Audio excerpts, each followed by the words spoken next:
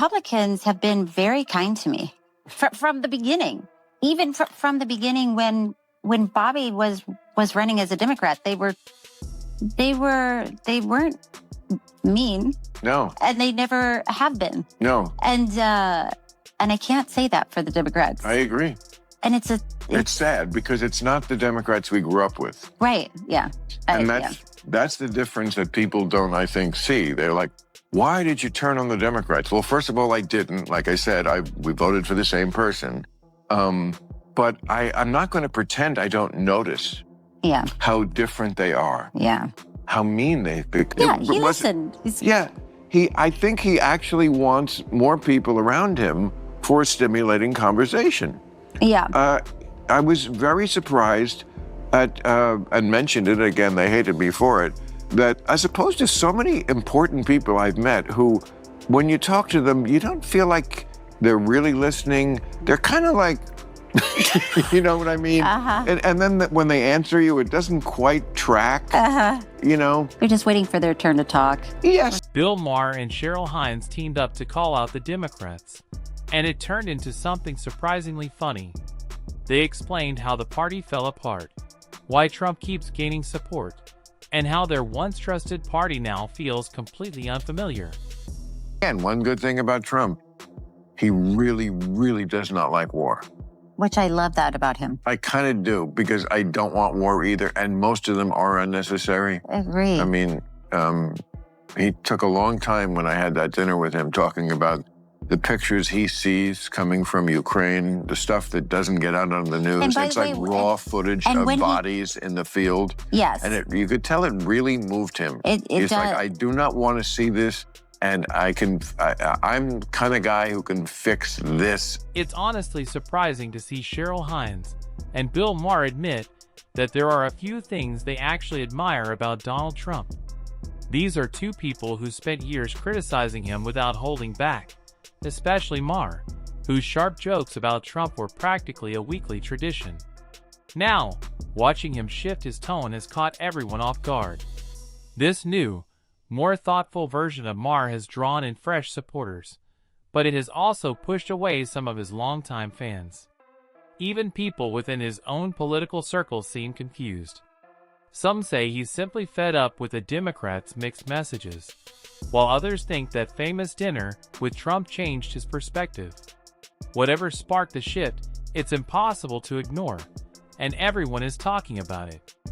You know, he's never not going to be Trump. So, of course, he's like, I solved 9 wars. And, you know, okay, even if it's half that, it's still good that we're solving them and not starting them. That's the thing that I find that I really like about President Trump when he talks about wars and talks about Ukraine. And he talks about Ukraine and Russia, and he will say they're losing people on both sides. Donald Trump has made it clear again and again that he does not want the United States stuck in long, draining foreign conflicts.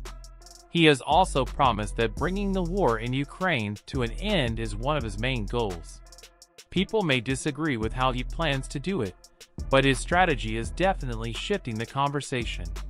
Trump keeps saying he wants the fighting to stop, and Maher pointed out that this stands in sharp contrast to President Biden's slower, more traditional approach.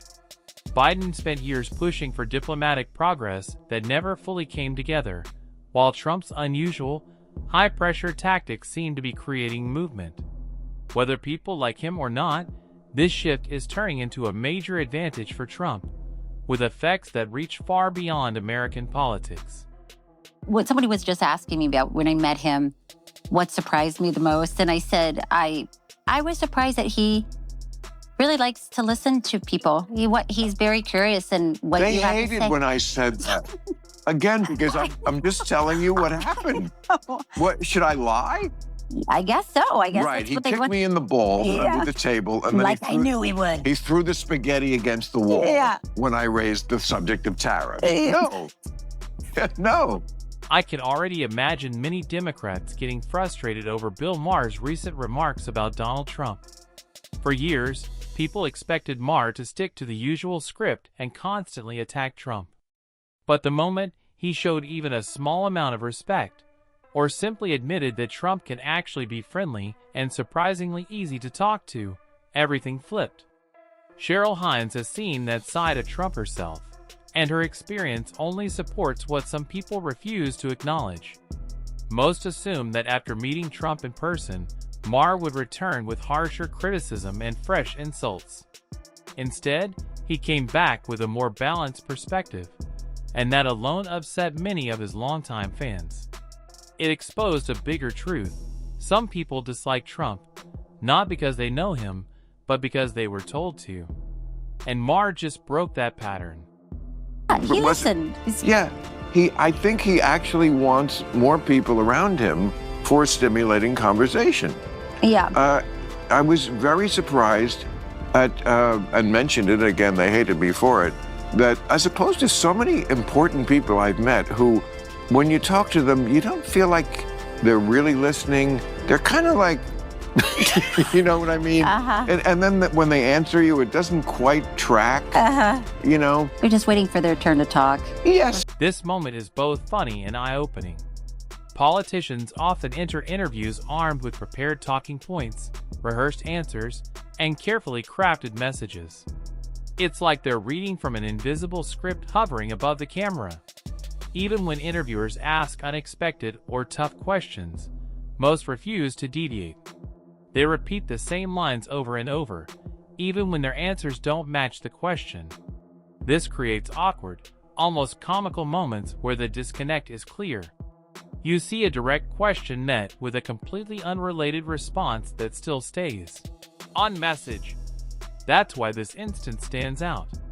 It shows how trained and scripted many leaders are, and how rare and refreshing it is when someone actually speaks naturally, responds honestly, and breaks free from the usual robotic routine. Or they're just on a different level. I mean, these are show people too. I've had that. But I didn't get that with him at all. No. I got a guy who looked in my eye, was listening to what I said, waited until I finished, even when it was contradictory, when it was he never got blustery or mad about it. You know, he said some things that I don't agree with and some things that I think are just, you know, plainly not right, like, you know, third term. Yeah, I think you could do it. I'm having people look into it. No, you can't do it. And you can have people look into it from now until the end of time. It's like 12 words in the Constitution. You can't do it. This also explains why Kamala Harris often gave vague, broad answers instead of clear, specific ones. Even when questions required direct responses, she frequently slipped into long, polished sentences that ultimately said very little. Watching her interviews, it often seemed like she wasn't fully listening to what was asked. Instead, she focused on returning to her rehearsed talking points, even if they didn't fit the moment. That constant reliance on scripted answers created a sense of distance, as if she was waiting for safer questions she could handle. When politicians prioritize prepared lines over genuine conversation, it becomes obvious to viewers.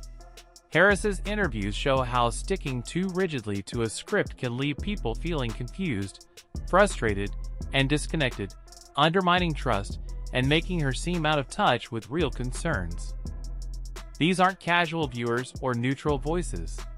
They are lifelong, dedicated Democrats who suddenly say something positive about their biggest political opponent, Donald Trump. That alone shocks many on the left. For years, the rule has been clear. Democrats must show only criticism and anger toward Trump, no exceptions, and no independent thinking. So when Bill Maher and Cheryl Hines break from that pattern and admit Trump has some qualities worth noticing, it frustrates fellow Democrats and left-leaning media. It challenges the story they've carefully built. The idea that a Democrat could recognize anything good about him feels like betrayal. This moment shows just how rigid and emotionally driven political expectations have become. For a long time, Republicans were often portrayed as harsh, cold, and unwilling to compromise. But now, Bill Maher and Cheryl Hines are turning that idea around, sharing what they've seen and experienced. It's becoming clear that Democrats can be just as tough, sometimes even harsher, especially toward anyone who disagrees with them. Step out of line or express a different view, and they don't just argue, they attack, label, and even try to cancel you. The message is obvious: agree completely or face consequences. Maher and Hines pointing this out is important because it highlights a truth many people have noticed but were hesitant to say. Democrats aren't always the kind, compassionate side. They can be surprisingly ruthless. That's true, but Democrats need more than just their own Joe Rogan. They also need someone like Donald Trump, a leader who is honest, straightforward, and bold enough to challenge the growing influence of the woke wing. They need a figure who can push back against the party's drift toward extreme ideas without hesitation. Right now, they lack leaders with real courage, people who can face criticism, admit mistakes, and resist being shaped by every new trend. They need voices unafraid of upsetting social media, refusing to hide behind rehearsed lines, and capable of inspiring trust through authenticity. The party doesn't just need new voices. They need strong, grounded leaders who can challenge their own side when it matters. This is exactly the kind of thinking that's pushing people like Cheryl Hines and Robert F. Kennedy away from the Democratic Party. Many longtime supporters feel disconnected from the party's direction, not because of one issue, but because the overall approach and priorities no longer make sense. They see a party focused on ideology over practical solutions, punishing anyone who questions the narrative. Despite this, the party shows little interest in reflecting or changing course, often resisting adjustments out of stubbornness or fear of losing control. This rigidity frustrates thoughtful voices and drives them away, signaling a serious warning. If Democrats don't adapt, more allies will look for alternatives elsewhere.